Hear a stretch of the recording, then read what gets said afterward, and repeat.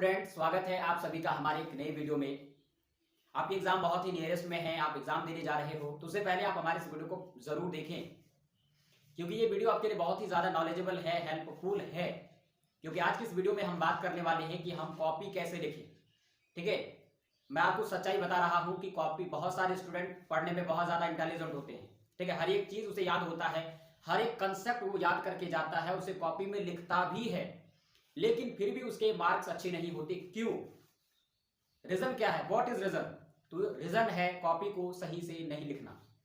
तो आखिर हम कॉपी को सही तरीके से कैसे लिखेंगे, उसी के बारे में आज की इस वीडियो में हम जानेंगे। कॉपी लिखने का सही तरीका क्या है वो आज की इस वीडियो में हम जानेंगे। सही कॉपी लिखने के लिए मैं आपको 5 बातें बताने वाला हूं जो आपके लिए बहुत ही जरूरी है। तो बिल्कुल हम जानेंगे 5 बातों के बारे में। अगर आपने 5 बातों को जान लिया और इन 5 बातों को अगर आपने फॉलो कर लिया और इस तरह से अगर आपने कॉपी लिखी तो आपको फुल मार्क्स मिलेंगे। क्योंकि कई बार आपने सुना होगा या फिर आपने आसपास देखा होगा कि कुछ स्टूडेंट बहुत ज्यादा तेज होते हैं, लेकिन फिर भी उसके मार्क्स जो है कम आते हैं। लोगों को यकीन नहीं होता कि इतना ज्यादा इंटेलिजेंट स्टूडेंट आखिर इतना कम मार्क्स कैसे। तो इसका रीजन होता है कि वो कॉपी लिखने का तरीका नहीं जानता होगा। भले ही उसको हर एक चीज याद हो, लेकिन उसने कॉपी सही से नहीं लिखी होगी, जिसके कारण उसे नंबर फुल नहीं मिला होगा। तो अगर आपको भी फुल मार्क्स लेना है, जो भी आप लिख रहे हो उसमें आपको फुल मार्क्स मिले, तो उसके लिए आप हमारे इस वीडियो को पूरा देखिए। इस वीडियो की जो लेंथ होगी, ठीक है, वो आप मत देखिए, बिकॉज ये वीडियो आपके लिए गोल्डन हो सकता है अगर आपने इस वीडियो को पूरा देख लिया।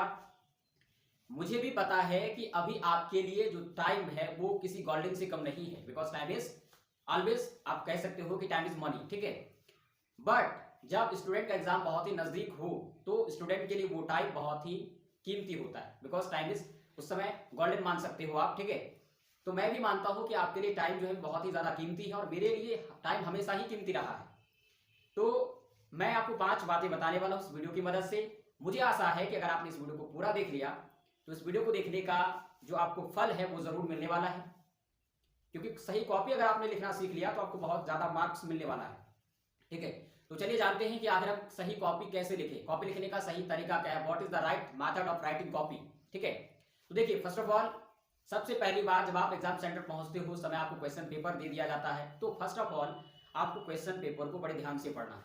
ठीक है, मैं सिर्फ बोर्ड एग्जाम के बारे में ही बात नहीं कर रहा हूं, मैं ऑलवेज हर एक एग्जाम के बारे में बात कर रहा हूं। ठीक है, मैं हर एक एग्जाम के बारे में बात कर रहा हूं, चाहे वो बोर्ड एग्जाम हो, 12th का हो, 10th का हो, या फिर नीट हो, या फिर कोई भी एग्जाम हो। ठीक है, आप किसी भी एग्जाम में बैठ रहे हो तो इन चीजों को आप फॉलो जरूर करें। फर्स्ट ऑफ ऑल, अगर आपको क्वेश्चन पेपर मिल चुका है, पहली बात है, क्वेश्चन पेपर आपको मिल चुका है, तो उस क्वेश्चन पेपर को आप बड़े ध्यान से पढ़ें, जो उसमें दिशा निर्देश दिए गए हैं। ठीक है, जो डायरेक्शन उसमें दिए गए हैं उन चीजों को बड़े ध्यान से आप पढ़ें। उन चीजों को पढ़ने के बाद आप उसे अंडरस्टैंडिंग करें कि आखिर क्या बोल रहा है। ठीक है, ये पहला काम करना है कि आपको जो दिशा निर्देश दिए गए हैं उनको पढ़ना है, उन्हीं के हिसाब से आपको क्वेश्चन पेपर को सॉल्व करना है। क्वेश्चन पेपर आपको मिल गया, आपने दिशा निर्देश पढ़ लिया, पहला काम आपका कंप्लीट। ये पहली बात थी, किसी भी एग्जाम में जाते हो तो उस क्वेश्चन पेपर के दिशा निर्देशों को, उनकी जो गाइडलाइंस है उनको जरूर पढ़ें। ठीक है, ये पहला काम। दूसरा काम, अब उस गाइडलाइंस को आपने पढ़ा, उसमें से क्या बोला गया। लाइक आप बोर्ड एग्जाम की मैं अगर बात करूं तो उसमें आपको देखा गया कि जो है एक 2 सेक्शन होते हैं, उसमें सेक्शन ए और सेक्शन बी, राइट। तो सेक्शन ए में आपको ऑब्जेक्टिव क्वेश्चन दिए जाते हैं, सेक्शन बी में आपको सब्जेक्टिव क्वेश्चन दिए जाते हैं। तो सेक्शन ए में जो ऑब्जेक्टिव क्वेश्चन आपको दिए जाते हैं, राइट, मैं एग्जांपल लेता हूं इंग्लिश सब्जेक्ट की। तो इंग्लिश में आपको 100 ऑब्जेक्टिव दिया जाता है। अब उस 100 ऑब्जेक्टिव में से आपको 50 ऑब्जेक्टिव बनाना होता है। तो काफी सारे स्टूडेंट क्या करते हैं कि शुरू से ही बनाना शुरू कर देते हैं, 1 से लेकर के 50 तक वो रंग देते हैं। अब चाहे 1 से लेकर 50 तक उसे कंफर्म पता हो या ना हो, बिल्कुल ऐसे ही 1 से लेकर 50 तक उसने रंग दिया। So that method is right, जो है रॉन्ग मेथड। ठीक है, दैट इज रॉन्ग मेथड। करना क्या है आपको कि आपको 1 से लेकर के 100 तक, यानी कि पूरे 100 क्वेश्चन में से, पूरे 100 क्वेश्चन में से, पूरे 100 क्वेश्चन में से आपको 50 क्वेश्चन ऐसा फाइंड करना है जो आपको कंफर्म पता हो। ठीक है, हाँ, अगर आपने 100 में से फाइंड कर लिया, आपको 50 कंफर्म पता नहीं है, लाइक 45 ही पता है, अब आपको 5 और रंग जो है गोला करना है, 5 और रंगना है, तो अब आप उसमें क्या कर सकते हो, उसमें आप जो है यूं ही अंदाजा या फिर आप कह सकते हो तुक्का मार सकते हो, बिना जाने आप किसी पर भी लगा सकते हो। तो ये सही तरीका हुआ कि आप उन 100 में से उन क्वेश्चन को सबसे पहले सॉल्व करें जो आपको 100% श्योर पता हो उसका answer. So that is second method. ये सेकंड मेथड है जो आपको पता होना चाहिए। ये बात भी आपको फॉलो करना है कि आपको उन 100 में से उन्हीं क्वेश्चनों को बनाना है सबसे पहले। अगर 50 नहीं पूरते हैं तो फिर बाद में आप जितने कम हो रहे हैं उनको आप अंदाजा ही लगा सकते हो। ठीक है, so this is second method.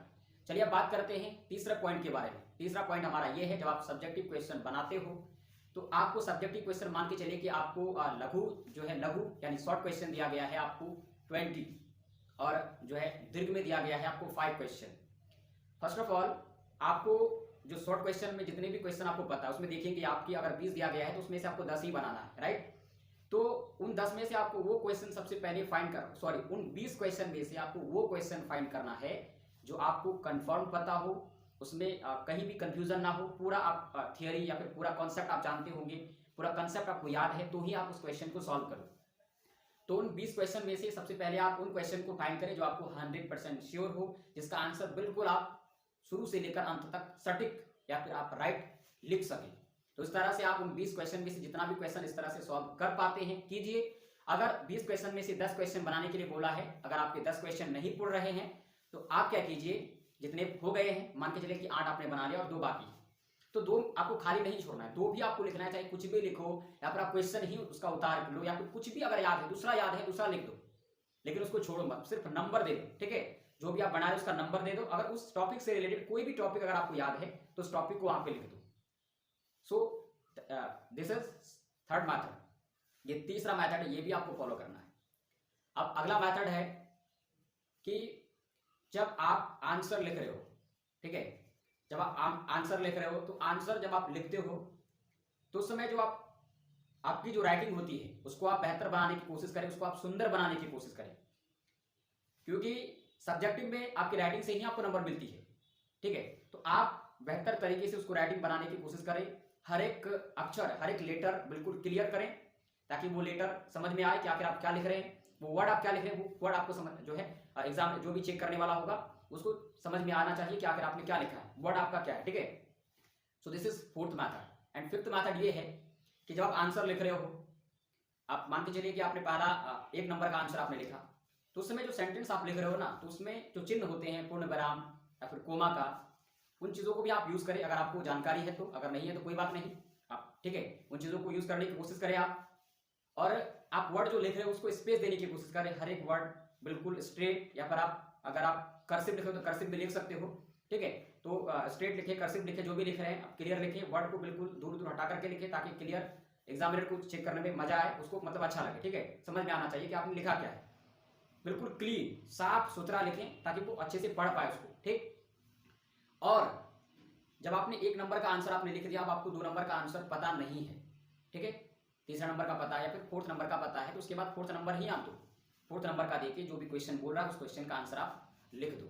और हर एक क्वेश्चन के बाद कम से कम 2 लाइन जरूर छोड़े। ठीक है, क्योंकि ये दिखने में थोड़ा अच्छा लगता है, एग्जामिनर को भी अच्छा लगता है कि आखिर ये मतलब एक बेस्ट मेथड कह सकते हो आप कि आपने 1 नंबर का आंसर लिख दिया, उसके बाद 2 लाइन छोड़ने के बाद फिर दूसरा क्वेश्चन को सॉल्व करें। ये बहुत ही अच्छा मेथड होता है। तो मैंने आपको 5 मेथड बताए, ये पांचों मेथड बहुत ही यूजफुल है ऑल स्टूडेंट के लिए, चाहे आप नीट में बैठ रहे हो, जेईई मेंस में बैठ रहे हो, या फिर आप किसी भी बोर्ड एग्जाम में बैठ रहे हो एग्जाम देने के लिए। So that is most important for all student. तो मैं आशा करता हूं कि आपको चीजें समझ में आई होगी, कॉपी आपको कैसे लिखना है। और एक बात मैं आपको बताना भूल गया कि जब आप कॉपी लिख रहे हो या फिर कॉपी लिखने से पहले जब आप पेन लेकर जा रहे हो ना, तो कम से कम 2 पेन या फिर 2 से ज्यादा पेन लेकर जाएं, और साथ ही साथ जो पेन आपने पहले यूज किया है कि इसमें अच्छा लिखता है, नए पेन आप कभी यूज मत करें। ये बहुत इंपॉर्टेंट बात मैं आपको लास्ट में बता रहा हूँ। ठीक है, बहुत इंपॉर्टेंट बात था, पहले ही बताना था ये बात। तो आप क्या करें कि जो पेन आपने यूज किया हुआ है, ठीक है, जो आपने आपका एक्सपीरियंस है कि ये पेन अच्छा लग रहा है, तो आप उन्हीं पेन को यूज करें, कोई नया पेन यूज ना करें जिस पेन को आपने कभी यूज ही नहीं किया है। तो उन पेन को यूज करें जो आपने यूज किया है, अच्छी राइटिंग उसमें लिख रहे हो, अच्छा लिख रहे हो। ठीक है, so that is very very important. I hope आपको बहुत सारी चीजें समझ में आई होगी, आप इन बातों को फॉलो करेंगे, और ये टाइम जो मैंने आपका लिया है, इस टाइम के बदले में आपको बहुत अच्छे मार्क्स मिलने वाले हैं अगर आपने इन चीजों को फॉलो कर लिया तो। Thank you.